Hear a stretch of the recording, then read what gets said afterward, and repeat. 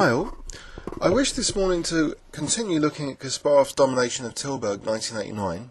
In round 4 he drew with Korchnoi with the black pieces, and in round 5 he had another decisive victory, playing white against Ivanchuk. So he played actually d4, showing how versatile he is, being able to play both e4 and d4. And Ivanchuk elected to try and play the Intermezzo Indian defence. Kasparov played the very solid knight f3, inviting other variations like the Queen's Indian. And we get here after b6 a Queen's Indian defence with bishop a6 thrown in.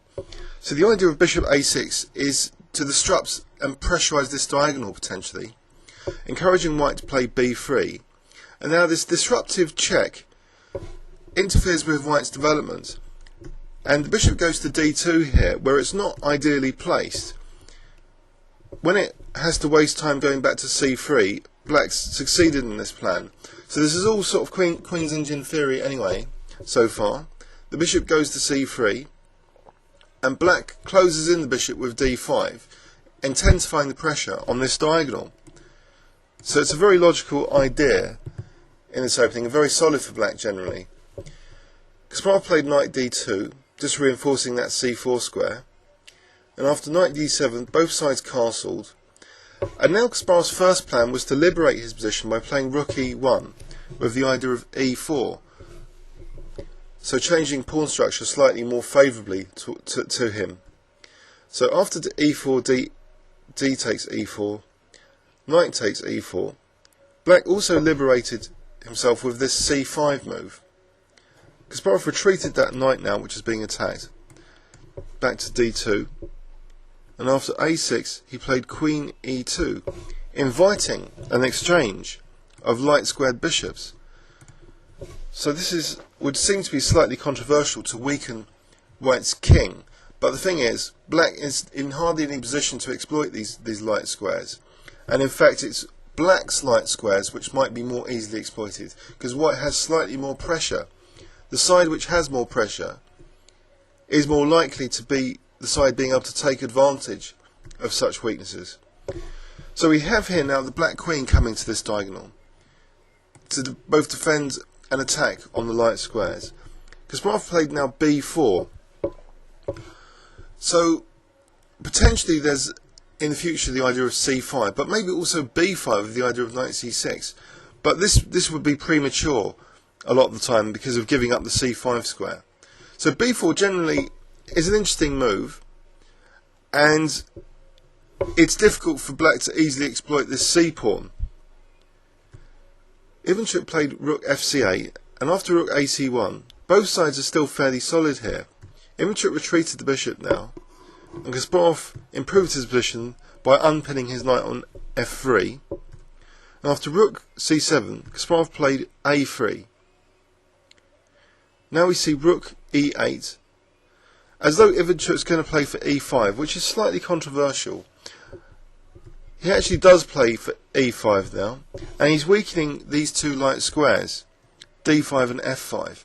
And we'll see actually that these become critical in how he later lost the game.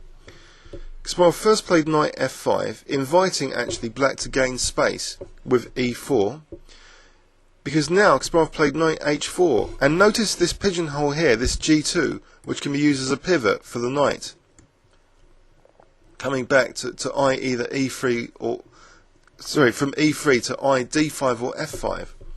So Ivanchuk played knight e5, and Kasparov played rook e d1. So just increasing the pressure on the d file, and increasing the tactical risks for black.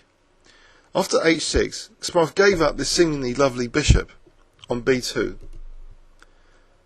and centralised the knights now around the d5 square, so this knight came back beautifully to come for d5. So we have here a very dominant position by Kasparov, and it's white who has obviously conquered a key white square in black's position, whilst white's king is as safe as houses. After rook c6, Kasparov now played queen g4, so again light square attack, perhaps immediately threatening actually queen takes d7 if black is not careful.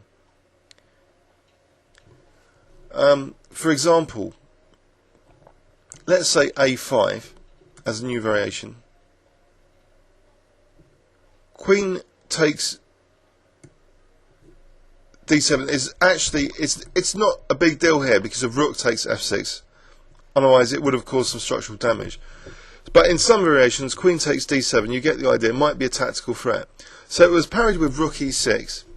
Now Kasparov played H4, and after Queen B8, he played King G2. Maybe this has the idea of being able to swing the Rook to H1, if necessary.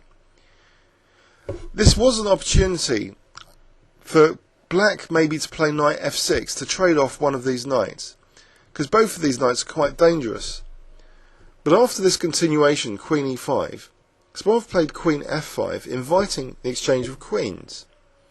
Because after G6, he has a very, very dangerous position. In fact, it's clearly better for White, because after this exchange on E5, White played Knight C7, and all of a sudden, there's tactical liability for Black on the D file.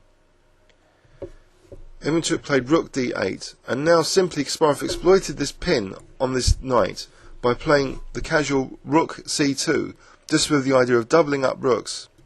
So it's all of a sudden very, very uncomfortable for Black.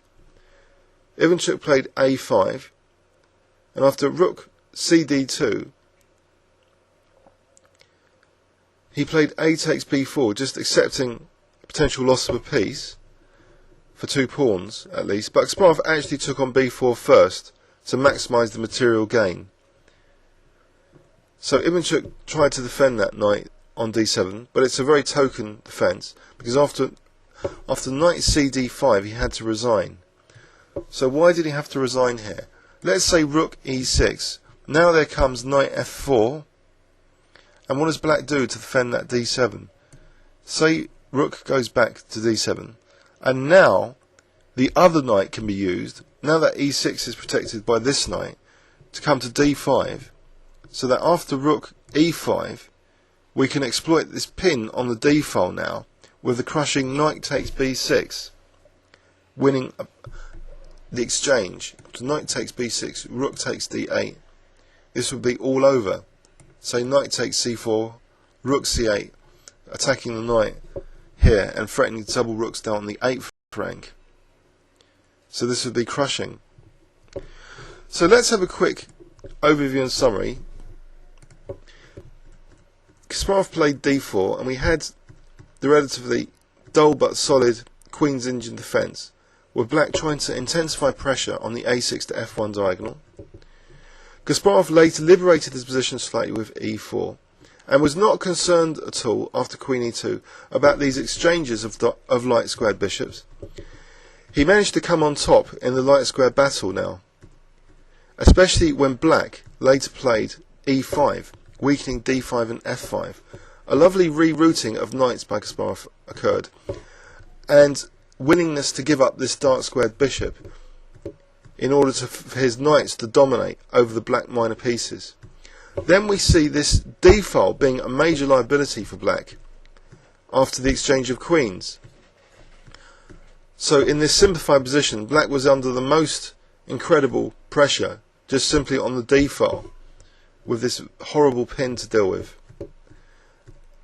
So in the final phase it was just exploiting this pin, and after this knight CD5 Ivanchuk resigned because of this critical variation where both knights come in to exploit that D file, winning the exchange at the very least. So that was Kasparov's round 5 at Tilburg 1989. I hope you enjoyed it. Please leave any questions or comments on YouTube, and see you later.